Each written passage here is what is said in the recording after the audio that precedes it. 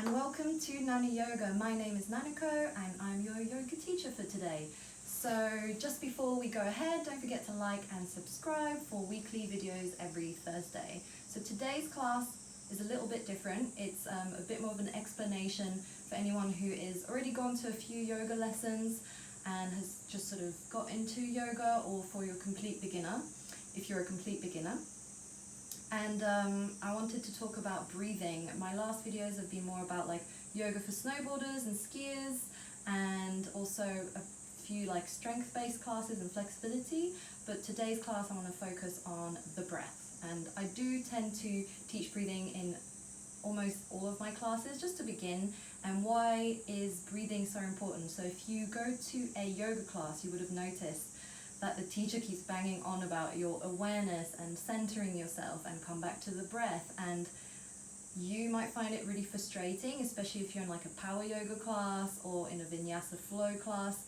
You may have thought that it's just about the movements and the poses and doing harder and harder poses and advancing in your yoga practice, which it is the case for certain people if that's your goal, but there's also a sense that maybe as you keep going into yoga lessons, you're hopefully feeling calmer, less stressed. It'll minimize your anxiety and it makes you feel better. And that does come down to, yes, the movements, especially in a hot yoga class, but also your breath. So pranayama is something that is a huge part of yoga, which you don't really get taught as much in lessons, but essentially it's a energy life force. So pranayama is your life force, which is your breath, and you're born with your breath, and when you pass away, when you die, obviously that's gone.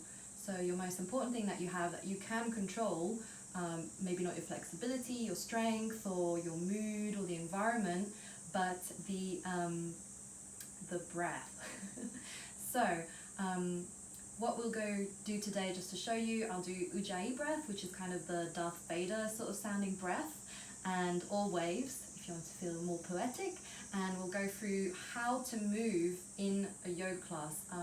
If you're also really into Pilates, you'll notice that the breath is the opposite. So that's what always gets me when I do Pilates on YouTube. Breathing. So if you want to just start wherever you are, preferably you want to always do more breathing exercises first thing in the morning before you've eaten. If you've eaten, that's fine. You just want to just do it maybe slowly. If you are pregnant or if you have your period, there are certain breathing techniques in yoga that you probably shouldn't do. It's advised not to, but today is a really gentle breath. So Ujjayi breath. So you want to sit, you can either sit like this, you can sit like me with a block underneath your bum or a cushion, or just sit on the chair or lying down. And what you want to do is just feel the breath as you inhale through the nose, and then you want to exhale again through the nose, closing the mouth. So I'll do that again. So we're going to inhale through the nose,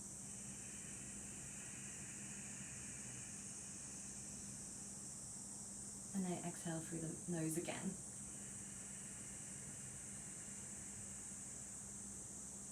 So if you're trying this with me, hopefully you'll just already feel totally different. And this is exactly why I love to do breathing in the beginning of my yoga classes. You might have rushed to get there, you might have had a million things to think about. I mean, yeah, I certainly do, but just that breathing and doing it in a group or even by yourself, you can do it anytime. It just feels so amazing. So we'll just do a few more Ujjayi breath. That was a pretty simple way of doing it. Why it makes that sort of Darth Vader wave sound is because you're sort of constricting the throat, and essentially you're closing your mouth, unless you have a cold, obviously try your best. But you're going to inhale through the nose,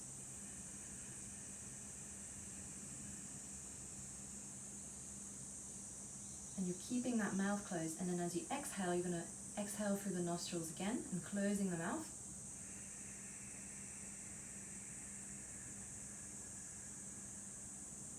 And that kind of just, yeah, makes this beautiful sound, and you'll feel very soothed and very nice. And I would 100% recommend it if you're having a really stressful day.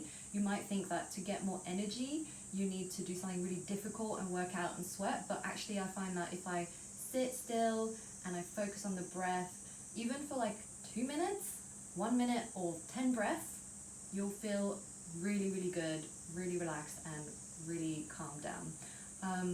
Moving on, we're going to move on to the mat, if you're not on there already, and we're going to just sort of see how the breath moves with the moves, the yoga poses, the asanas. So here, it is so hot today and humid. It's finally summer in Japan, and yeah, I'm sweating a lot, and I also have this crazy eye rash, so that's why I look a bit funny and I have no makeup on, but I thought, screw it, I needed to teach you guys this today. So you're going to stand on top of the mat, and I think here you might not be able to see my head. Okay, so let's show you how to put the breath with the movements. I'm obviously going to show you in a really slow manner, but then I think if you see this, you'll kind of get it. So essentially, as you're in Tadasana, so nice strong foundational pose, great for your posture, you're going to look forward and you're just going to take one breath here just to center yourself. I'm going to center myself. And you're going to bring both hands up to the sky and you're going to inhale. And then you're going to exhale forwards. So here you can bend the knees. And then you're going to inhale, hands to shins, looking forward. And then you're going to exhale back down. And as you exhale back down, you're going to hold the breath as you bring yourself into a plank position. And here you can bring the knees down, leave them high, and then you're going to do chaturanga. Next, you're going to press the palms. You're going to inhale as you come up to cobra pose. And then you'll press the palms, tuck the toes, and exhale in down dog. And usually you'd stay in down dog for 2 breaths.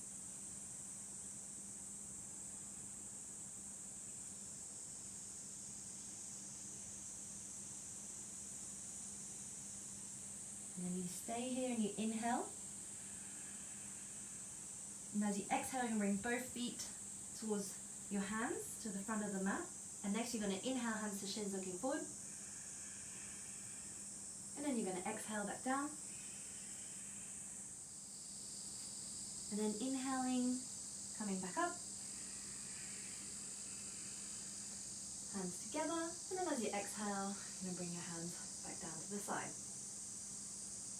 So I hope this kind of clarified it for you, and I'll repeat again. So essentially when you come up, inhaling as you come up, and then as you exhale, you always want to exhale downwards. So it's the complete opposite of Pilates if that's what you already do. And again, I just showed you a sun salutation that's pretty slow. I know that some teachers may teach you much faster. I'm showing Power Yoga or Vinyasa. I generally teach in Japanese and English, so I have to go slower because I'm thinking both languages, and I think for me personally, as I'm a bit more like hectic, I need to actually teach slower and yummy yoga. So I hope that you enjoyed this video, and if you liked it, please again don't forget to like and subscribe, and if you can share it with a friend who's like, oh, why are they talking so much about breathing in yoga lessons, then there you go, this is the video. So thank you so much for watching this, and until next Thursday, arigatou gozaimashita. Thank you.